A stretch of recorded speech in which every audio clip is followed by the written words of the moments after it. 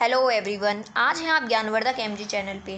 और आज मैं आपको ये बताने वाली हूँ कि जो आपके बोर्ड के एग्ज़ाम होते हैं तो आप उसमें अपनी जो नोटबुक है वो किस प्रकार से लिखें जिससे कि आपको अच्छे से अच्छे मार्क्स मिल सकें। देखिए क्या होता है, आज जो हमारा ज़माना है वो है प्रेजेंटेशन का। आप जिस तरह से अपने आप को प्रेजेंट करते हो यानी कि दिखाते हो, सामने वाला व्यक्ति वैसा ही आपको समझता है।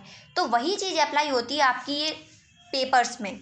देखिए टीचर कोई आपको जानता तो नहीं है कि आप होशियार हो या बेवकूफ़ हो या आप कैसे बच्चे हो, ठीक है। वो केवल क्या देखता है, आपकी नोटबुक देखता है और आपकी नोटबुक में लिखने का तरीका देखता है कि आप किस टाइप से आपने नोटबुक लिखी हुई है। तो उसी से वो आपको मार्क्स देता है, उसी के ज़रिए। तो मैं आपको वही बताना चाह रही हूँ कि नोटबुक में आप इस टाइप से प्रेजेंट कीजिए कि नोटबुक देख के टीचर आपको मार्क देने पे मजबूर हो जाए कि हाँ, इस बच्चे की जो नोटबुक है बहुत ही ज़्यादा क्लीनिटी से लिखी हुई है और पॉइंट टू पॉइंट लिखा हुआ है। तो वो आपको मार्क्स दे देगा, अच्छे से अच्छे मार्क्स देगा, ठीक है। तो अब मैं आपको बताती हूँ कि आपको कैसे लिखना है। आपके पेपर में देखिए किस किस टाइप के क्वेश्चन आते हैं। पहले आते हैं आपके टिक मार्क, जो टिक मार्क होते हैं, ठीक। सेकंड आपके होते हैं वेरी शॉर्ट। फिर होते हैं आपके शॉर्ट आंसर टाइप क्वेश्चन। फिर आपके आते हैं लॉन्ग। लॉन्ग के बाद आती है आपकी केस स्टडी, ठीक है। अब देखिए आपको कैसे आंसर्स लिखने हैं। टिक में आप लोग क्या करते हैं कि आपके पास 4 ऑप्शंस होते हैं, ए बी सी डी ई, या sorry A B C D. तो आप लोग क्या करते हो कि लिखाते हो, अगर डी आंसर किसी का सही है तो आप लोग लिख देते हो फर्स्ट का डी, कोई दिक्कत नहीं है। वैसे तो ठीक वो भी है, लेकिन आपको ऐसा नहीं करना है। आपको डी ऑप्शन में जो वर्ड दिया गया है, जो उसका राइट आंसर है, पूरा आंसर लिख के आना है। क्या करना है आपको?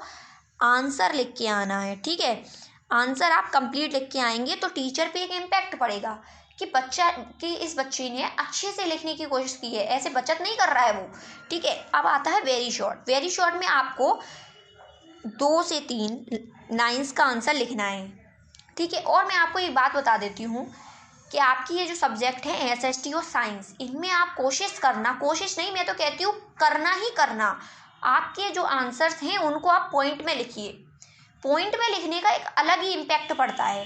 देखिए कैसे इफेक्ट पड़ता है, वो जो टीचर है वो देख रहा होता है, वो भाई कितना पढ़ेगा। आप एक क्वेश्चन में 10 लाइन लिख के आते हो और उसी में अगर आप 5 पॉइंट्स लिख के आते हो, जो क्वेश्चन का आंसर मांग रहा है वही पॉइंट्स लिख के आते हो, तो आपको टीचर पूरे मार्क्स दे देगा।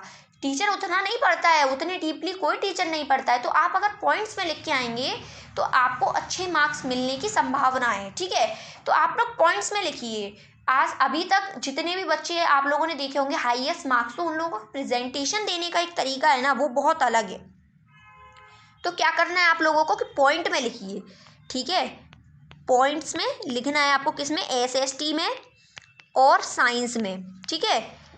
अब और देखिए 2 से 3 लाइन, अगर लाइंस में लिख रहे हैं तो 2 से 3 लाइन का लिखिए। अगर पॉइंट में आपको लिखना है तो पॉइंट में भी आप 2 से 3 पॉइंट लिख दीजिए, वेरी शॉर्ट में भी, ठीक है। अब आते हैं शॉर्ट। शॉर्ट में आपको 5 से लेके 6 लाइंस का लिखना है। जो आंसर 5 से 6 लाइंस का लिखना है। अगर आप पॉइंट में लिखना चाहते हैं तो पॉइंट आप 3 से 4 पॉइंट भी लिख देते हैं तो आपका काम कर जाएगा।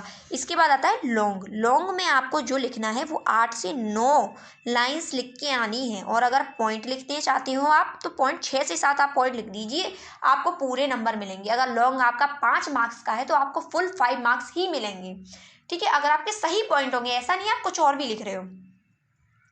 अब आती है केस स्टडी। देखिए केस स्टडी में क्या होता है कि बच्चा क्या करता है, स्टार्टिंग से पढ़ने लग जाते हैं, स्टूडेंट्स पढ़ने लग जाते हैं और देन क्वेश्चन अटेम्प्ट करते हैं।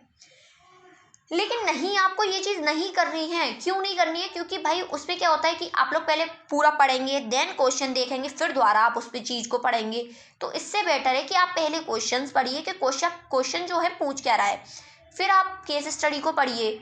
जैसे ही आप पढ़ेंगे ना तो आपको अपने आप आंसर्स मिलने लग जाएंगे, फिर आप उन पे अंडरलाइन कर लीजिए और उन क्वेश्चंस को आप कर आइए, ठीक है।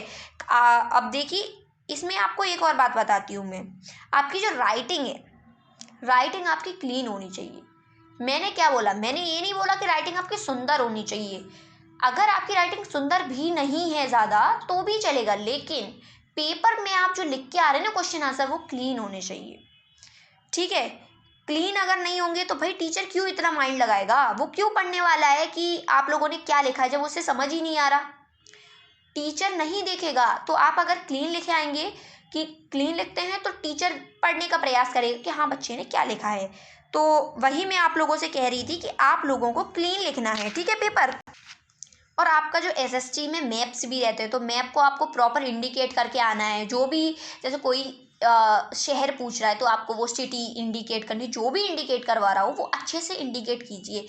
हर चीज़ में आप क्लीनिटी आपकी बहुत मैटर करती। क्लीनिटी से मतलब ये है कि आपको कट्टा पिट्टी नहीं करनी है। आपका अगर कोई वर्ड वैसे गलत ना ही करो तो ज़्यादा बेटर है। अगर कोई वर्ड गलत हो भी जाता है तो आपको केवल एक लाइन के द्वारा उसे कट करना है। ऐसा नहीं आप पूरा उस पर पेले पड़े हो, उस पर लगाए पड़े हो कट कट कट कट, ऐसा नहीं है।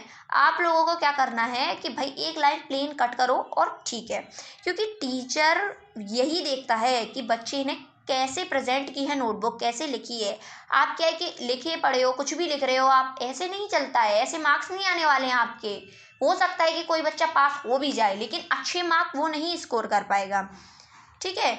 तो आपको अब देखिए एक बात और है, क्या है कि आप लोगों को जब पॉइंट में लिखना है तो पॉइंट में ऐसा नहीं है कि आप कुछ भी लिख रहे हो। पॉइंट में जो पूछ रहा है क्वेश्चन वही आपको लिखना है। अब देखिए एक चीज और आपको बता देती हूँ, अगर मान के चलिए कोई क्वेश्चन आपको नहीं आ रहा, अब आपको बिल्कुल भी नहीं आ रहा वो, तो आप पॉइंट मत लिखिए उसमें। मैं आपसे कहती हूँ कि आप उसमें पॉइंट मत लिखिए, क्योंकि अगर आप उसमें पॉइंट लिखते हो तो टीचर बहुत जल्दी आपकी मिस्टेक नोटिस कर लेगा और वहीं पे आपके क्वेश्चन काट देगा, आपको एक भी नंबर नहीं देगा। तो वहाँ पे जो क्वेश्चन आपको बिल्कुल नहीं आ रहा, वहाँ पे आपको थोड़ा बहुत उस क्वेश्चन से मैच करके आपने अपना आंसर लिखना है और थोड़ा बहुत कुछ अलग भी आप लिख सकते हो। अलग का मतलब ये नहीं है कि आप कुछ भी लिख के आ रहे हो, मतलब रिलेटेड टू सब्जेक्ट आप लिख सकते हो।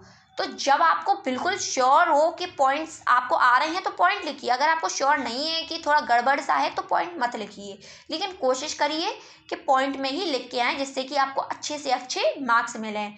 और आपको, मुझे लगता है कि आपको ये वीडियो बहुत पसंद आई होगी।